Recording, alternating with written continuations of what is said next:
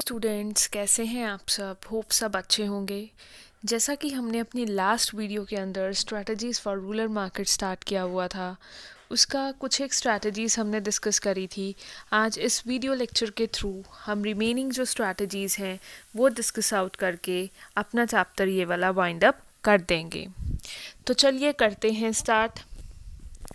Next जो strategy है जो एक रूरल मार्केटियर को ध्यान में देना चाहिए, या प्राइसिंग के रिलेटेड क्या क्या टेक्टिक्स उसे फॉलो करने चाहिए, क्या क्या कोर्स ऑफ एक्शन उसे फॉलो करना चाहिए, वो अब हम क्या करेंगे, डिस्कस आउट करेंगे।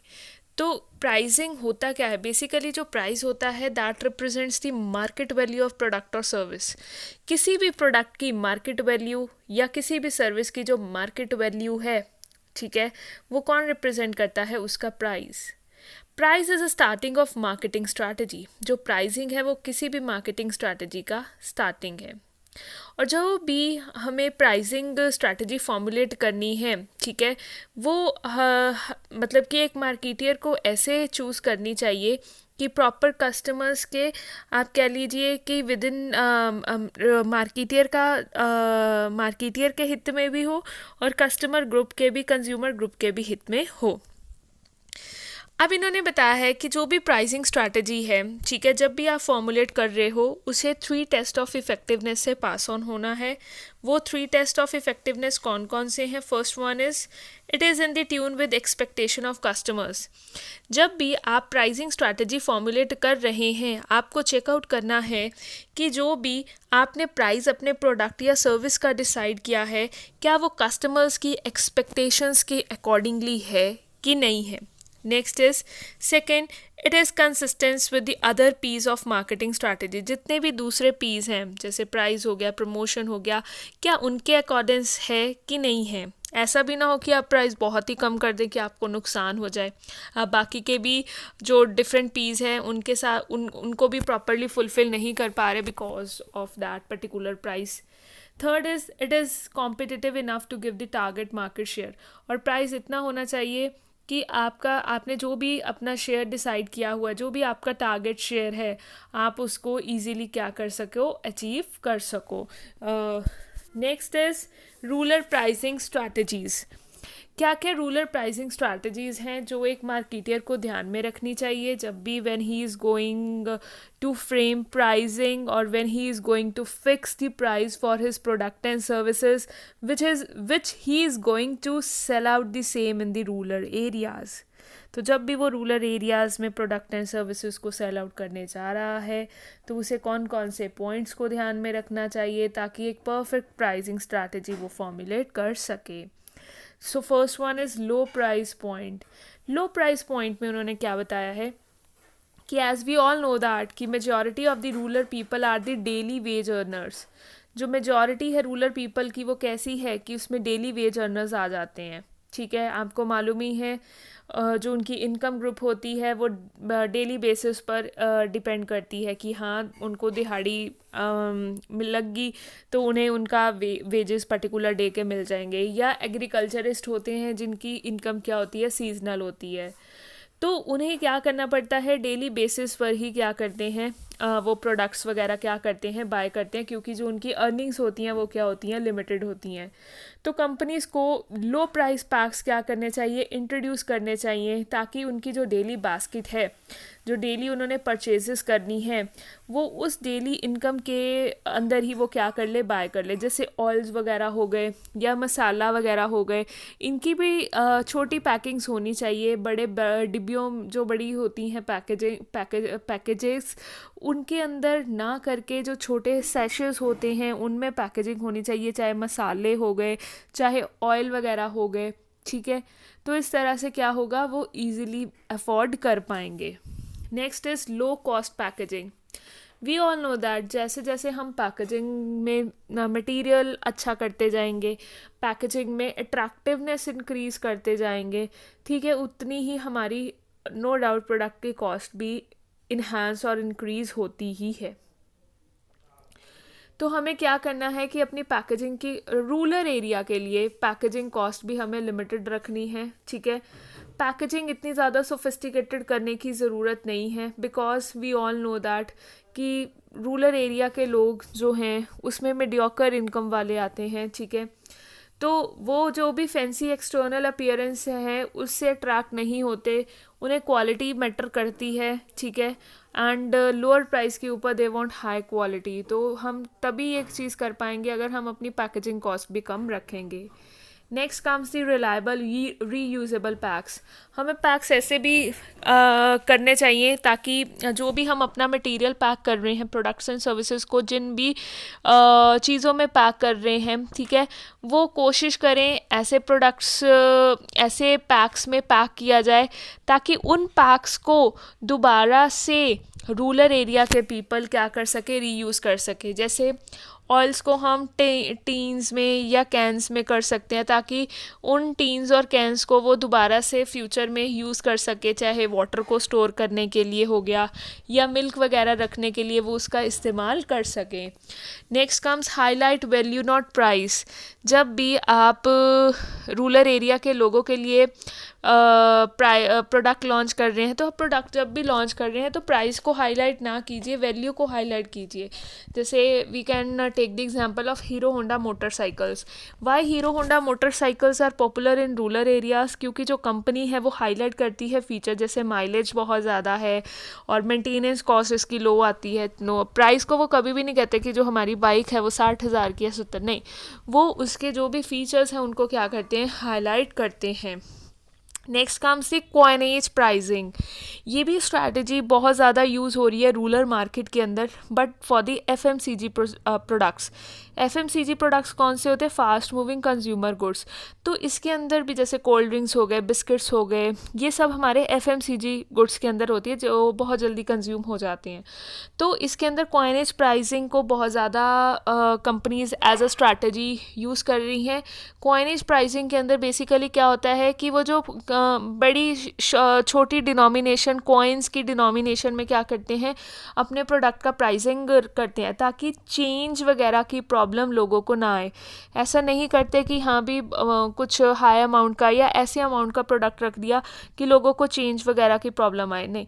अब इन्होंने यहाँ पर अगर मैं एग्जांपल लूँ तो हम कोका कोला का एग्जांपल ले सकते हैं कि कोका कोला ने अपने 5 रुपीज़ वाली स्मॉल बॉटल्स भी लॉन्च की रूरल एरिया के लोगों के लिए ताकि वो ज़्यादा से ज़्यादा सेगमेंट को क्या कर सके, अट्रैक्ट कर सकते हैं। 5 रुपीज़ ईजिली कोई चेंज की प्रॉब्लम भी नहीं आएगी, इतने रुपए मैक्सिमम सारे लोगों के पास होते ही हैं। नेक्स्ट कम्स दी optional product pricing. Optional product pricing भी आप कह लीजिए कि ये वो स्ट्रैटेजी होती है, स्ट्रैटेजी के अंदर क्या होता है, जहाँ पर रूरल मार्केट्स के अंदर ये जो ऑप्शनल प्रोडक्ट प्राइजिंग स्ट्रैटेजी है बहुत ज़्यादा यूज़ होती है। यहाँ पर हम क्या करते हैं, 2 प्रोडक्ट्स को इकट्ठा लेकर चलते हैं।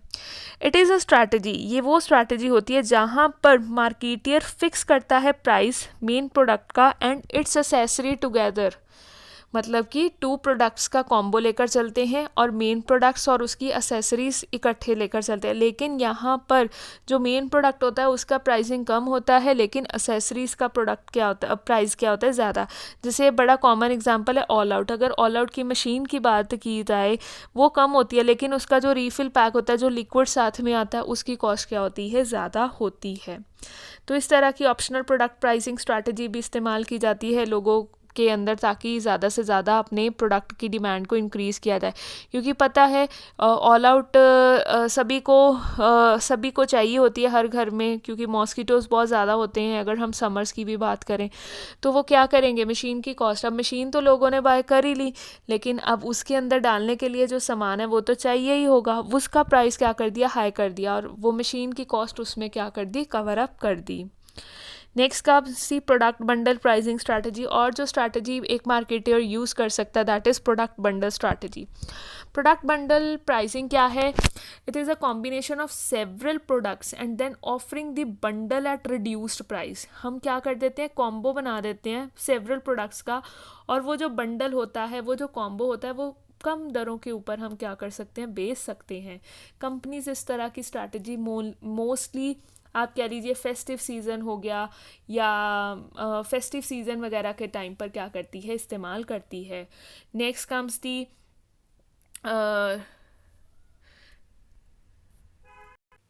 Next is application of value engineering. Application of value engineering में क्या है कि ये टेक्निक के अंदर हम क्या कर देते हैं, जो भी चीपर प्रोडक्ट्स होते हैं उनको सब्स्टिट्यूट कर दिया जाता है costly, bye substituting the costly raw material with the cheaper one.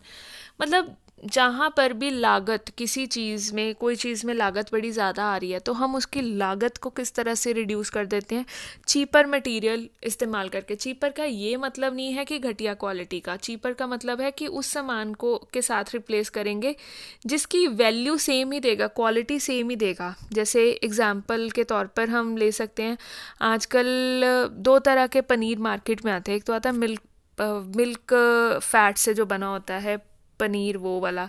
एक आपने देखा होगा आजकल सोया प्रोटीन से भी जो पनीर बनता है जिसको टोफू बोलते हैं, वो भी बहुत ज़्यादा अवेलेबल। और जो टोफू की कॉस्ट है वो जो दूसरा मलाई वाला पनीर होता है उससे क्या आती है, क्रीम वाला पनीर, उससे कम भी आती है, लेकिन जो न्यूट्रिशन वैल्यू है दोनों की क्या है, सेम है। तो हम क्या कर सकते हैं, जहाँ पनीर की जगह टोफू का इस्तेमाल कर सकते हैं। मतलब कि जहाँ पर आप कह लीजिए रिप्लेसमेंट हो सकती है और उस मटेरियल से हो सकती है जिसकी कॉस्ट भी कम है लेकिन क्वालिटी सेम हो, ठीक है, तो उसको हम क्या बोलते हैं, एप्लीकेशन ऑफ वैल्यू इंजीनियरिंग। इससे भी हम अपनी कॉस्ट को क्या कर सकते हैं, रिड्यूस कर सकते हैं। कॉस्ट अगर रिड्यूस होगी तो ऑटोमेटिकली वो प्रोडक्ट ईजिली सेल आउट हो जाएगा हमारा रूरल एरिया के अंदर। ये तो थे कुछ एक प्राइसिंग स्ट्रैटेजीज जो अभी हमने डिस्कस आउट की। Next comes the distribution strategy for rural area. अब रूरल एरिया के अंदर हमें किस तरह से प्रोडक्ट का डिस्ट्रीब्यूशन करना चाहिए, क्या क्या पॉइंट्स दिमाग में रखने चाहिए, वो अब हम डिस्कस करेंगे। अब आपको मालूम ही है कि रूरल मार्केटिंग हमारी सक्सेसफुल कब होगी, अगर मैं प्रॉपरली जो प्रोड्यूसर ने प्रोडक्ट बनाया है कस्टमर प्लेस तक पहुंचा दूंगी।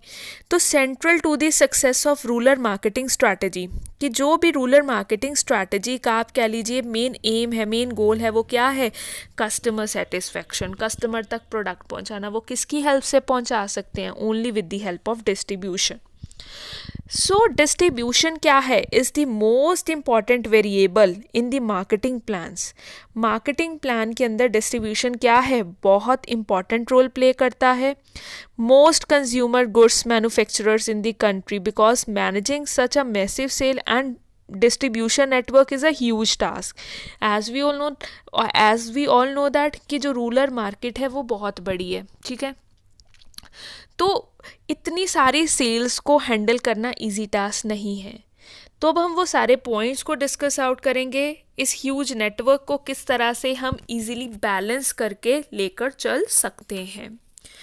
तो इसके अंदर है कि ensuring reach and visibility, distribution strategy ऐसी होनी चाहिए कि हाँ कस्टमर्स तक पहुंच जाए, इजीली कस्टमर्स के रीच में हो।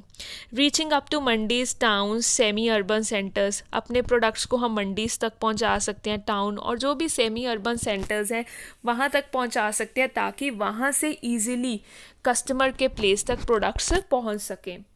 Next comes understanding off peak season. हमें देखना पड़ेगा कि पीक सीज़न कौन सा है।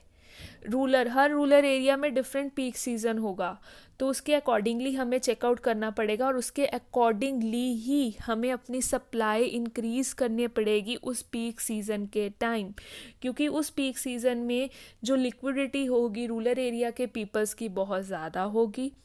और अगर रूरल एरिया के पीपल्स की लिक्विडिटी ज़्यादा होगी तो मुझे और वो फिर बाय भी करेंगे मार्केट में जाकर प्रोडक्ट्स को, जैसे हार्वेस्ट वगैरह का टाइम हो गया या फेस्टिवल्स का टाइम हो गया, तो हम तो इजीली वो क्या करेंगे, बाय करेंगे, डिमांड इंक्रीज़ करेगी। तो उस बढ़ी हुई डिमांड को फुलफ़िल करने के लिए मुझे अपनी सप्लाई भी क्या करनी पड़ेगी, इंक्रीज़ करनी पड़ेगी। Next comes the collaboration for distribution. हम क्या कर सकते हैं, डिस्ट्रीब्यूशन के लिए डिफरेंट कंपनीज़ के साथ कोलैबोरेट भी कर सकते हैं। जो अगर सपोज़ मुझे लग रहा है कि मैं अच्छे से डिस्ट्रीब्यूशन नहीं कर पाऊँगी, तो मैं ऐसी स्पेशलाइज्ड कंपनीज़ के साथ कोलैबोरेशन कर लूँगी जो कि जिनको डिस्ट्रीब्यूशन के फील्ड में महारत हासिल है, ठीक है। Converting the unorganised sector manufacturers into distributors. अब देखिए हमारे रूरल एरिया के अंदर छोटे छोटे आप कह लीजिए मैन्युफैक्चरर्स वगैरह हैं जो अनऑर्गेनाइज सेक्टर्स हैं, ठीक है। तो हम उनको क्या कर सकते हैं, डिस्ट्रीब्यूटर्स के जो बड़े डिस्ट्रीब्यूटर्स हैं उनके साथ जोड़ सकते हैं। अगर उनके साथ जोड़ लिया, ठीक है, या अपने डिस्ट्रीब्यूशन नेटवर्क के साथ जोड़ लिया तो क्या होगा, उनका काम तो बढ़ेगा ही। ऑब्वियस सी बात है हमारे प्रोडक्ट्स भी कस्टमर्स की रीच तक पहुंच पाएंगे। Companies own distribution network, company अपना डिस्ट्रीब्यूशन नेटवर्क भी क्या कर सकती है, क्रिएट कर सकती है, अपने ही सेंटर्स ओपन कर सकती है जिनके थ्रू इजीली कस्टमर प्लेस तक प्रोडक्ट पहुंच जाएगा। सेल्स वुमेन नेटवर्क, हम क्या कर सकते हैं, विलेजेस में डिफरेंट वुमेन्स ग्रुप क्रिएट कर सकते हैं। उनके हस्बैंड्स तो फील्ड्स है और लेबरर्स का काम कर ही रहे, अगर वो घर में वेकेंट हैं, फ्री है, तो हम उनको अपने साथ जोड़ सकते हैं जो जिनको अपने एरिया की पूरी नॉलेज भी होगी। तो वो घर घर जाकर लोगों को कन्विंस कर सकते हैं कि आप इस कंपनी का प्रोडक्ट बाय करो। हार्ट्स तो आपको पता ही है, जो भी लोकल मार्केट्स है वहाँ पर भी अपने प्रोडक्ट को पहुँचाकर हम अपने प्रोडक्ट्स की सेल को इंक्रीज कर सकते हैं। कुछ एक और पॉइंट्स हैं। Next is the quantity discount for stockist for rural markets. हम क्या कर सकते हैं, क्वांटिटी डिस्काउंट भी ऑफ़र कर सकते हैं कि अगर तुम मेरे से 500 आप कह लीजिए यूनिट्स इस पर्टिकुलर प्रोडक्ट के बाय करोगे तो मैं आपको 10 यूनिट्स एक्स्ट्रा प्रोवाइड कर दूंगी। तो इस तरह से भी मैं क्या कर सकती हूँ, अपनी सेल्स को इंक्रीज़ कर सकती हूँ।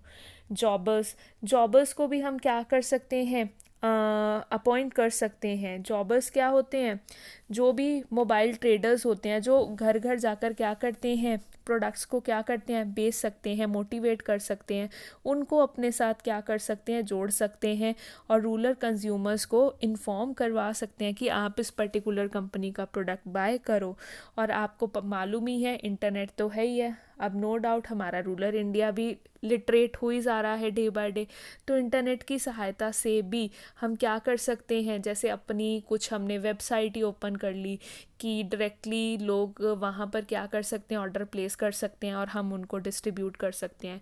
या हम फ्लिपकार्ट हो गया, अमेज़ॉन हो गया, या और भी जितनी भी ऑनलाइन आप कह लीजिए डिस्ट्रीब्यूशन साइट्स हैं उनकी हेल्प लेकर भी अपने प्रोडक्ट्स का डिस्ट्रीब्यूशन कर सकते हैं। Next is use of cooperative society. Cooperative societies की भी हेल्प लेकर हम क्या कर सकते हैं, प्रोडक्ट्स को डिस्ट्रीब्यूट करवा सकते हैं।